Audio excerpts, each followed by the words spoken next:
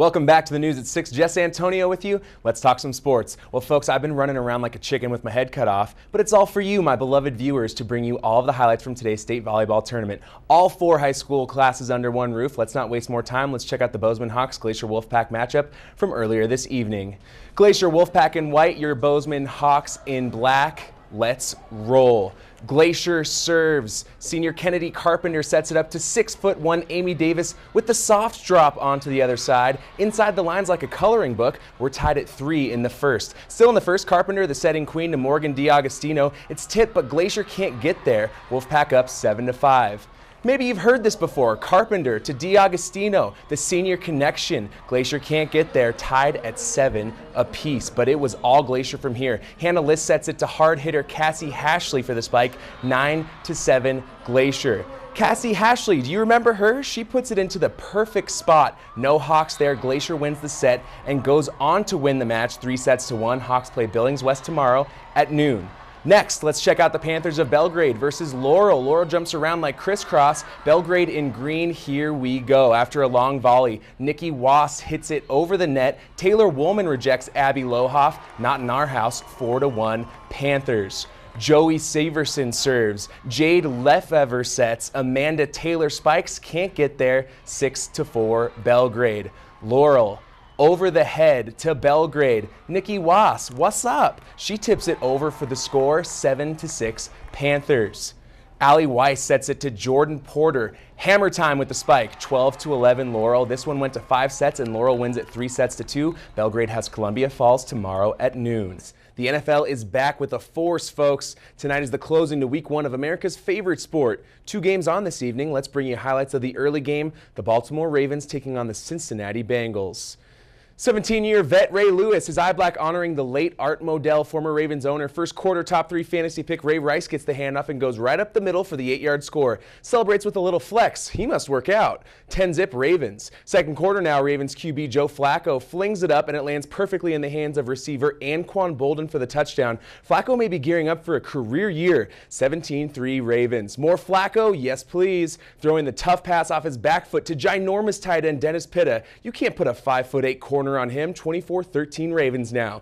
Late in the third, the red rifle, Andy Dalton, he'd been rattled all game. His pass gets tipped and lands in the arms of all-pro safety Ed Reed, who takes it to the house. On that return, Reed sets a new NFL record for most career interception return yards, and the Ravens win big 44-13. Great start to the season. An historic day in MSU football history as Rob Ashe becomes the winningest coach of all time, surpassing Bobcat legend Sonny Holland. Saturday's 65-30 victory was just one of many examples of the impact that Coach Ashe has had on this program.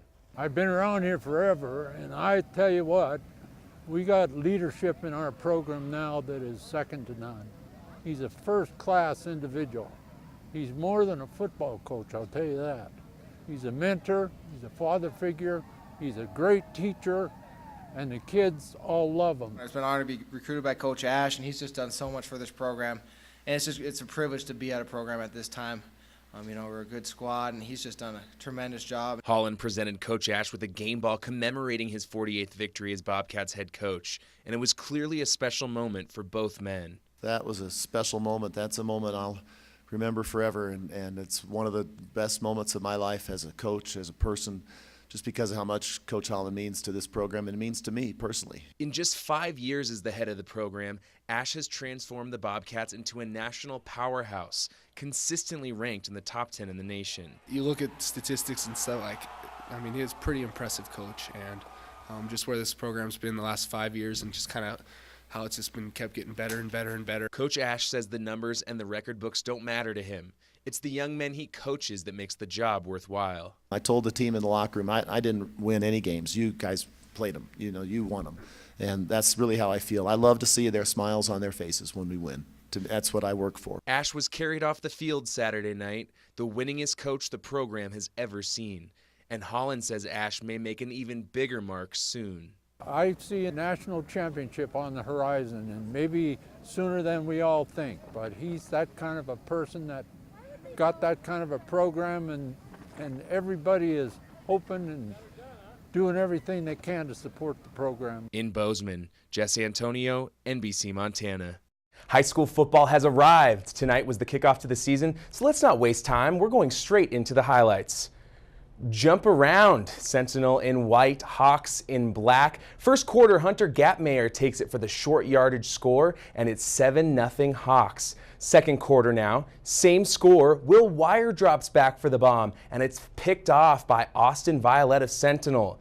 But don't you worry, Sentinel would return the favor. The ball slips as QB Trace Cunningham tries to pass it. It's picked off by one of the big guys, D-end Will Disley, who takes it 79 yards for the touchdown, 14-0 Bozeman. Still the second, Cunningham hands off to Logan Gainier for the goal line score, 14-7 Bozeman. And now 4th and 21, and the Hawks decide to go for it. Wire to Gapmayer, who shows off his speed and power as he brings it in for the score. 3 touchdowns called back because of penalties in the first half. The final is a blowout. The Hawks win 48-10. Now let's head to Butte, America, where the Bulldogs are taking on CM Russell. How's this for a scoring play? Dallas Cook out of his own end zone tosses it to Tyler Roth, who takes it 96. Yes, I said a full 96 yards, almost the entire field for the touchdown. Butte trails 13-7. Quarterback Dallas Cook, is he a mobile QB? You tell me. He scores on the draw play to give Butte the slight lead, 14-13, and Bo Taylor takes the handoff and muscles it into the end zone to give Butte the 21-13 lead. Butte wins this one 41-20.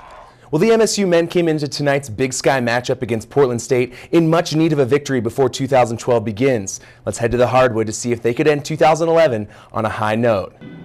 MSU coach Brad Hughes preached offense to his team this week. Portland State with a 6-7 record. Rod Singleton bounces to Xavier Blunt. Catch, shoot, 3-0 MSU. Charles Odom with the ball, and talk about your floaters. This one falls back down to earth and in.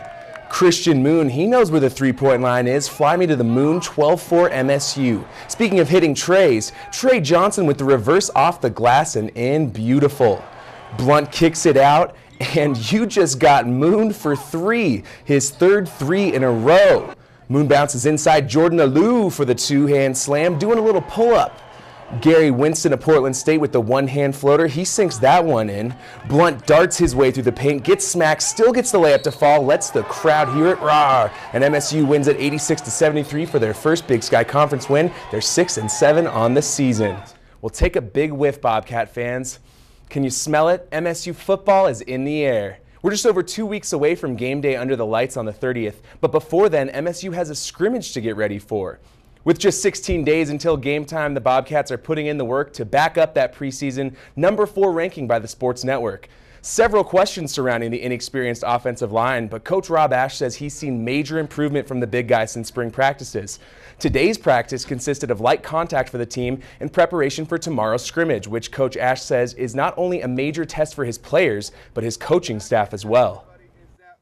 The guys I'll be looking at will be more the perimeter players, receivers, running backs, DBs, linebackers, just about who can make plays in space, who can tackle, who can break a tackle.